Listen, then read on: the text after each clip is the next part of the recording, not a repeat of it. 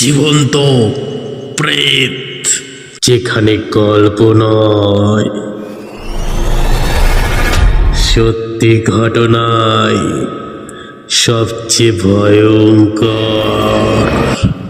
আজকের এই ভয়ঙ্কর ঘটনাটি পাঠিয়েছেন বাংলাদেশের কুষ্টিয়া জেলা থেকে, এবং আজ আমরা হাজির হয়েছি 19 নম্বর এপিসোড নিয়ে। আজকের ঘটনাটা একটু আলাদা। এটা শুধু একটা ঘটনা না, একটা বাস্তব অভিজ্ঞতা, যা শুনলে আপনার রক্ত হিম হয়ে যাবে।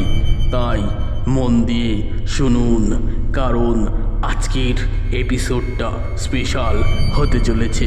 তাহলে চলুন শুরু করা যাক।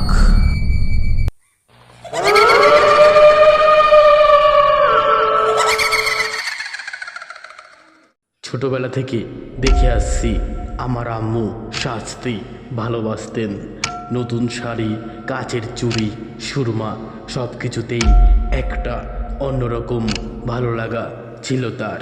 কিন্তু একদিন হঠাৎ করে আম্মুর আচরণ বদলে গেল।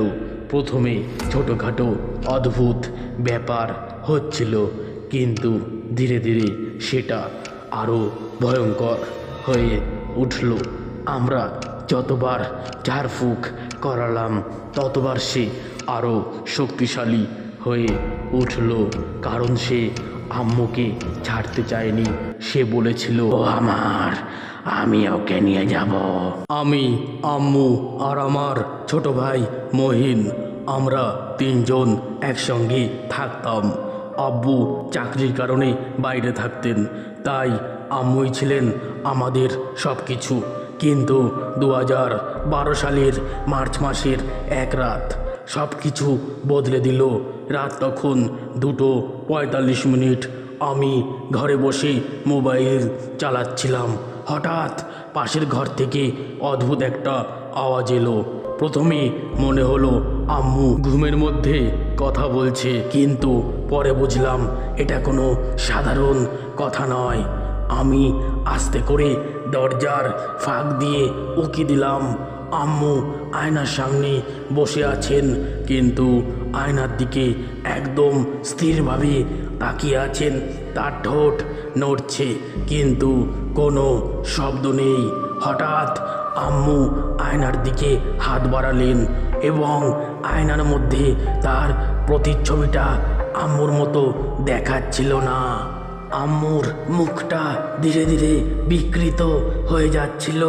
তার চোখের মণি বড় হতে হতে একেবারে কালো হয়ে গেল। ঠিক তখনই পাশ থেকে মহিন ফিস ফিস করে বলল, ভাইয়া, আম্মুর চুল তো পড়ে যাচ্ছে।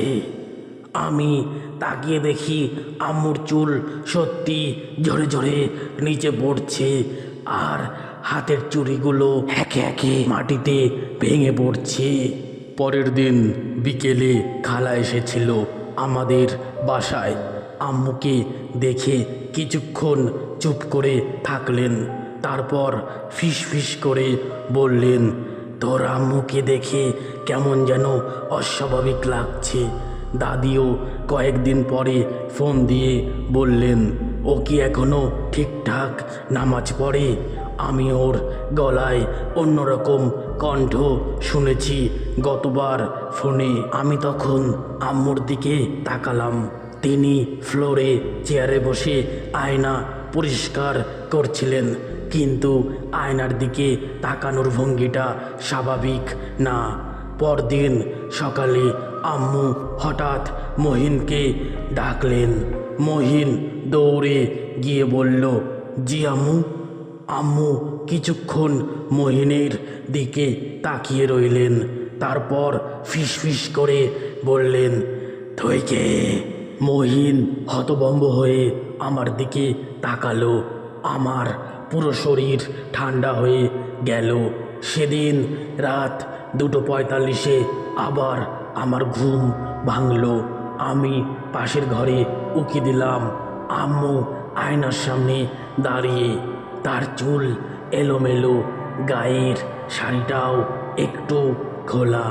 কিন্তু আয়নার মধ্যে আমি যা দেখলাম ওটা আমার আম্মু না। আমার আম্মুর মুখটা বিকৃত, চোখের নিচে কালো দাগ, ঠোঁটের কোণে একটা অদ্ভুত হাসি। আম্মু আয়নার সামনে হাত তুললেন। আমি স্পষ্ট দেখতে পেলাম আম্মুর আয়নার প্রতিচ্ছবির ঠোঁট নড়ছে, কিন্তু আম্মুর নিজের ঠোঁট একদম স্থির। আমি ভয় পেয়ে দরজার আড়ালে লুকালাম।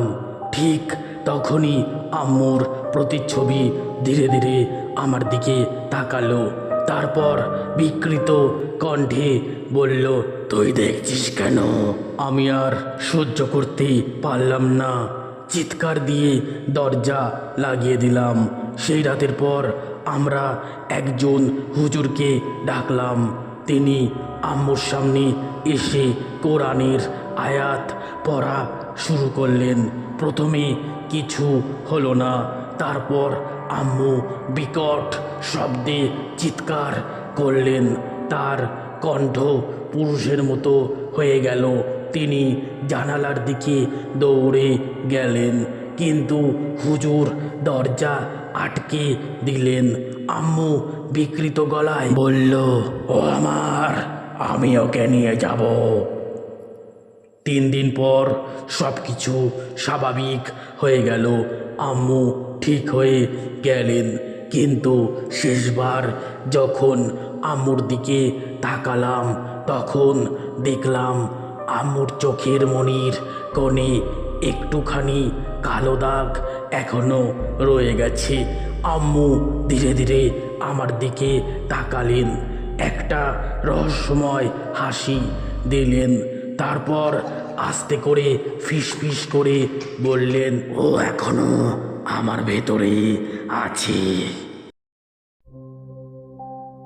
আজকের এই ঘটনাটি এই পর্যন্তই। আপনারাও যদি চান আপনাদের সঙ্গে ঘটে যাওয়া কোনো ভৌতিক অভিজ্ঞতা আমাদেরকে পাঠাতে পারেন, এবং আজকের এই ঘটনাটি যদি ভালো লেগে থাকে তাহলে লাইক করুন, কমেন্ট করে জানান আপনাদের এই ভৌতিক অভিজ্ঞতা কেমন লাগলো। এই ভৌতিক অভিজ্ঞতা বন্ধুদের সঙ্গে শেয়ার করুন, এবং আরও ভয়ঙ্কর বাস্তব অভিজ্ঞতার জন্য জীবন্ত প্রেত চ্যানেলটিকে সাবস্ক্রাইব করুন, এবং পাশে থাকা বেল আইকনটি চাপতে ভুলবেন না, যাতে নতুন ভিডিও আপলোড হলে আপনি সবার আগে জানতে পারেন। আবার দেখা হবে এক নতুন সত্যিকারের ভয়ঙ্কর ঘটনার সঙ্গে। নমস্কার।